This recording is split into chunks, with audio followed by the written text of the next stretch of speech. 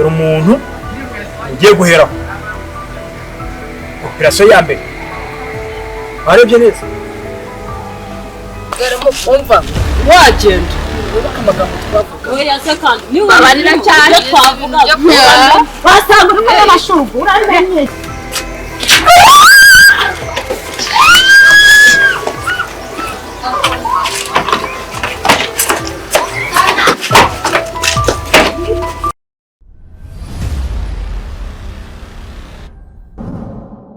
igihe kirageze amabanga yose nkeneye umwicanyi kabuhariwe utagira impuhwe utagira emosiyo udafite umutima urafite cyangwa nta mutima ufite urukiko rujya kure uwo ni njye washakaga umutima ukomeye ndawo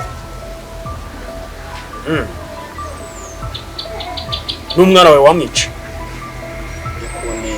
uri no gutinya ubwo urasa ku ntebe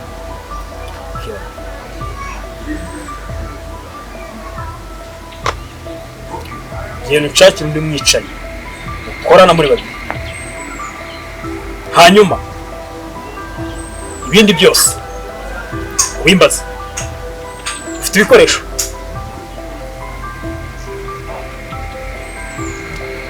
cyane ibikoresho birahari ufite imbunda ikintu icyo ari cyo cyose waba uzi umuntu yakwifashisha ku rugamba ndi nacyo ufite masike cyane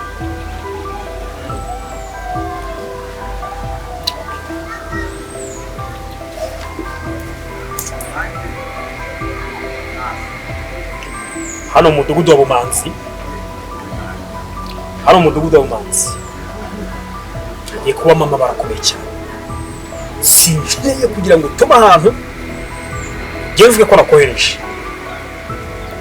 uzagire uvuga ko wiyohereje sinkeneye kumva uvuga izina ryanjye cyaka Kirisi uranyumva neza ibyo ni iby'akazi kanyu hanyuma uwo mwicanyi wundi wamubona ryari igihe kibazo agomba kubona kandi wizewe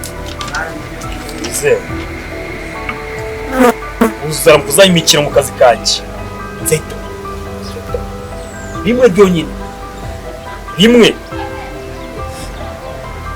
uraseka sha uraseka ikibazo ni uko numva ushaka kuntera ubwoba yewe ngomba kugukorera akazi kawe uteye ubwoba ahubwo wenda nakwica ahubwo urebye nabi unkora ibyo nashaka wowe nahita nkurangiza kandi uramutse unabyanze kunkorera nahita nkurangiza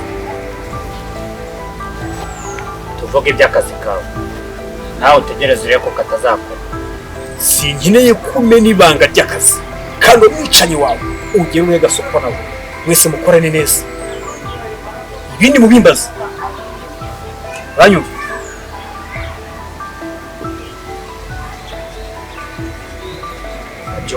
iki gishanga kigiye kuramo ibintu bikomeye cyane iki gishanga kigiye kuramo ibintu bikomeye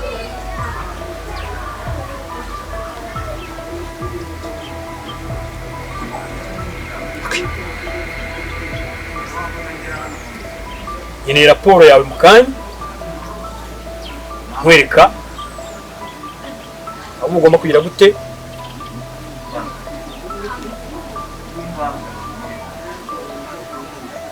akazi kawe nakumvisha kandi nawe nkunze yuko ubizi yuko ari akazi gakomeye ndetse urumva ko binateye ubwoba yego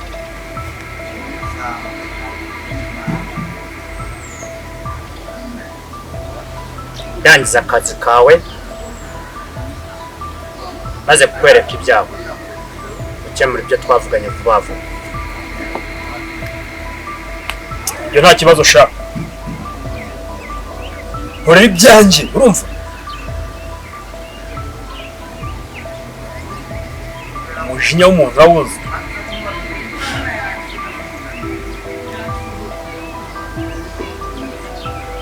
ntabwo nkeneye kugaragara cyane ubu ni mwebwe ibikoresho byanjye wowe n'ubu ugiye gushaka kandi nyuma y'isaha imwe ni igisubizo.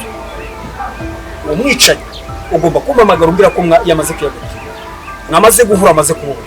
Uranyumva sha? Ako kazi kawe ni bwoko ki? Ese ubundi urahemba ngahe? Ngiye kujya kwica abantu.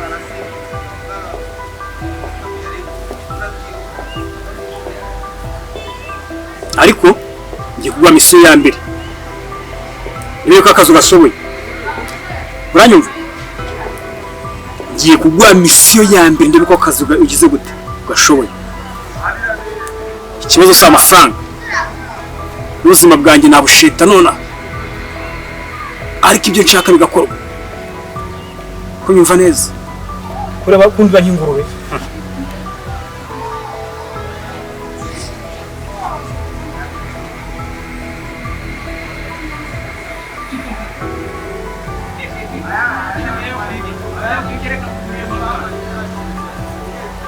Dore umuntu ugiye guheraho operasiyo ya mbere.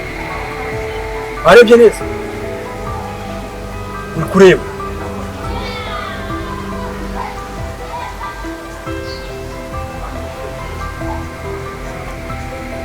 Ukaramukuzanya ubugweti,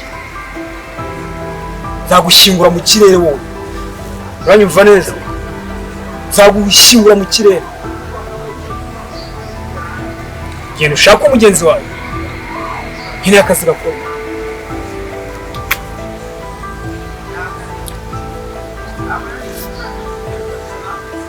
Abo wamba kuntera ubwoba ndaje. Ntabwo utari ubwoba sha.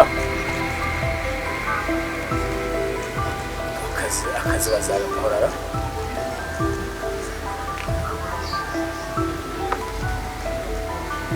Ariko reka mbyizere ko baragakora neza. Ahubwo reka ndebe umuntu uzahita ukurikiraho. Ugomba gupfa bwa kabiri. Uriya bamaze kumukura mu nzira.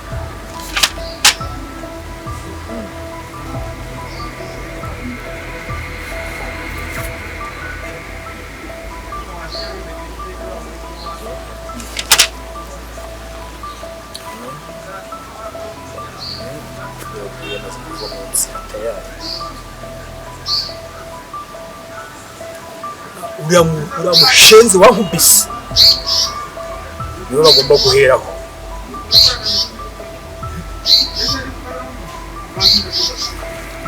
Uriya niwe bagomba guheraho, ariko nawe ngomba kujya kumuhiga. Ngomba kujya kumuhiga nkamusaba imbabazi ko afite amakuru menshi, ariko nibashake bamwice. Entre MP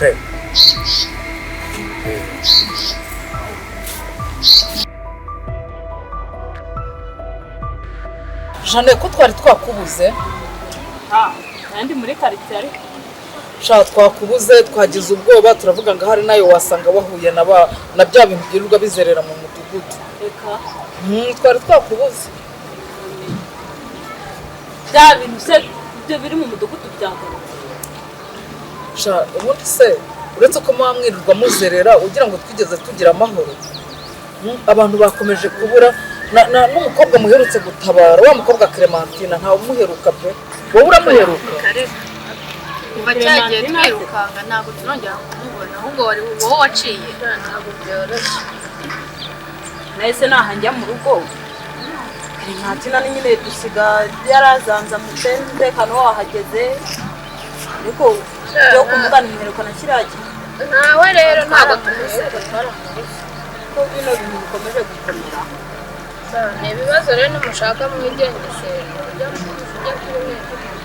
Ndavuga yuko na ya nama twakoze y'umutekano yatubwiye ntabwo bari kubikurikirana. Nese ubundi abayobozi b'iki gihe ubundi wowe ubona bitaye kubivuga bikarangirira hari ni nk'umugenzi mbese no kuturema agatima tubone ko batwitayo byaba dukurikirana. Ubwo rero nitwe tugiye kujya twicungira umutekano. Ariko mwawucunga mwagira. Njyewe mbasabye ko munkura mu majwi. Natangiye kumva mugenda muvuga ngo umugore w'umudugudu ngo cyagikecuru ngo cyakindi giki. Shareka mbabwire. Nuko nta muntu ndumva nyirizina. Umuntu nzumva nibwo azamenya uwo ndi. Asa nta bintu uzi byo muri byanga, nta kintu na kimwe uzi. Muri uyu mudugudu wawe umanzi ko ari wowe n'ubundi byo. mukuru urimo ukuze kandi bigaragara. umva Jane, mbaye mbizi cyangwa se mbaye ntanabizi ibyo ntibibareba. Gusa umwaka wanyu ni umunsi nagufasha urimo uramvuga nkabimenya bya nyabyo, buriya nibwo uzansobanukira. Ntasobanukira ubyumva nyine ubikubwira atavuze. wabiyoberwa n'iki se kubikubwira ari we wenda unabivuga ko mwagiye mutugira inama nkamwe mukuze hatwara mukatubwira inzira tugomba kwitwara. Jane, narababwiye ngo mukwiriye gufunga ubwo buyozo bwanyu. Umunsi mutabufunze nibwo muzasobanukirwa ibyo mwirirwa mujana n'ubuyozo sha mureke ibintu by'amatiku, mureke ibintu by'amatiku. Urabona uyu mubyeyi nyine umubyeyi dukuriye dukwiye no kumwubaha n'icyo, ariko nyine nawe ajya ashyiramo akantu ko kuturagura byibura tumenye ngo turanyura aha cyangwa turanyura aha, tunamenye uko bimeze.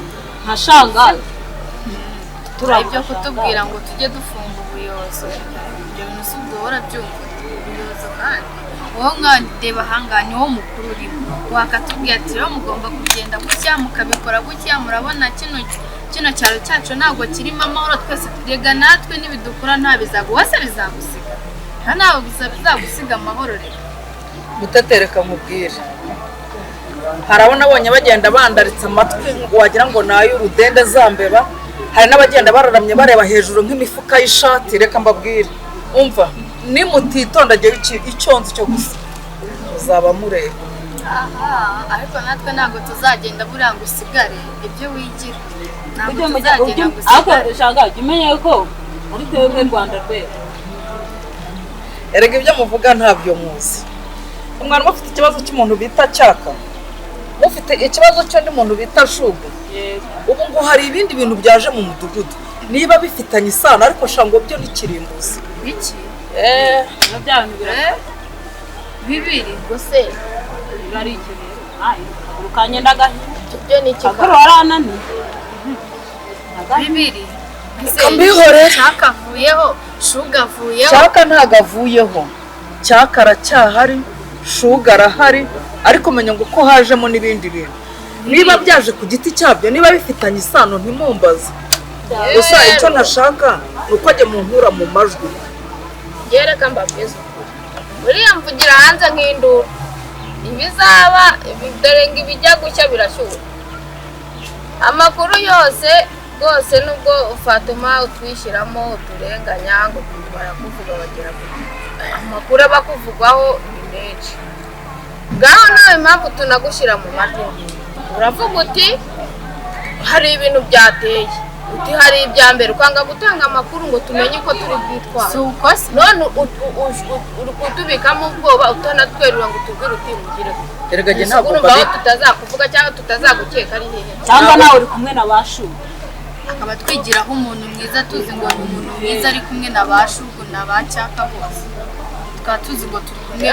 Reka mbabwize ukuri, ukaba ugira ngo wumve akatuvamo wumve reka mbabwize ukuri, Imana tuzabatsinda mu izina rya Yesu. Reka mbabwire iki kiganiro ndabona ntaho kituvana ntaho kitujyana, wowe nimusigare umva wagenda wibuke amagambo twavuga. Oya se kandi niba babarira cyane twavuga wasanga uri kumwe n'amashugu uramenye iki?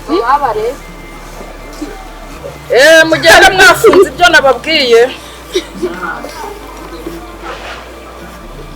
Niyo mujya ntago muhazisha, nimukomeze imbere gato muraza kumbwira, nibwo muri buze kuza kumenya ko ibyo nababwiraga ari ukuri. Nimunyuraho nanjye nyuraho. igihe kirageze amabanga yose agiye kunyanze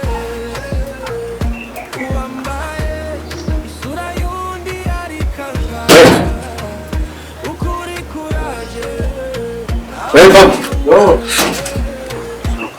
inshuti twari mu nzira ariko twarimo ibikomere mba ndi mu mvumo nanjye mba ntumvuyemo gake gakeya, ibintu biba byoroshye, ndimo ndashaka icyo gukoreza ari meki hashwe. Nanjye n'utuntu nari nkuye ahantu nitwa ndi kugira kwe, gusa si ngombwa kubikubwira, ariko nyine yarimo ndiyeranja tu.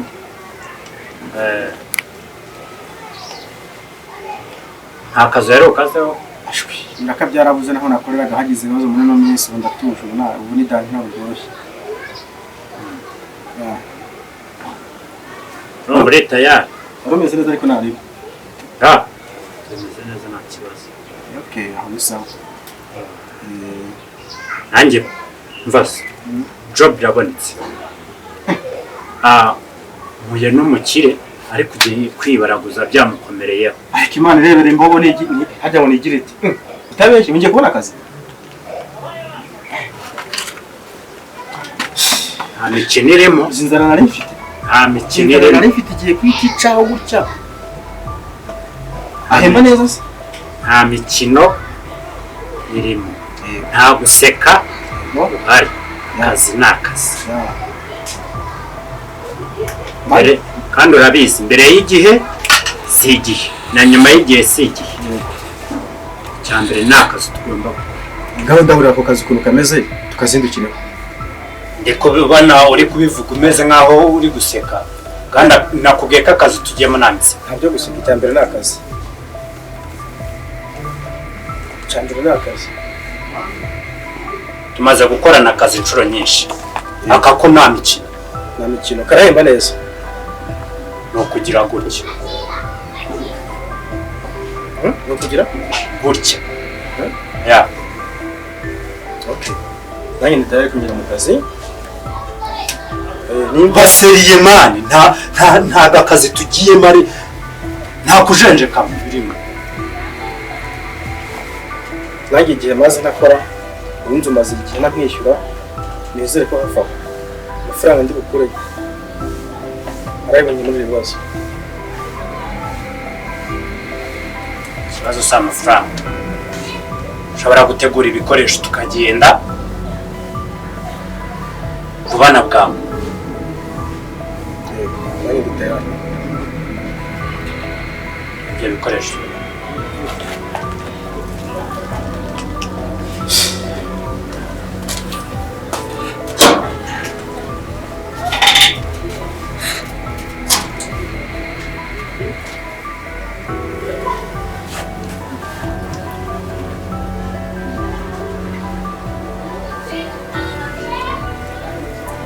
Uri gutinda ibikoresho byabonetse kwa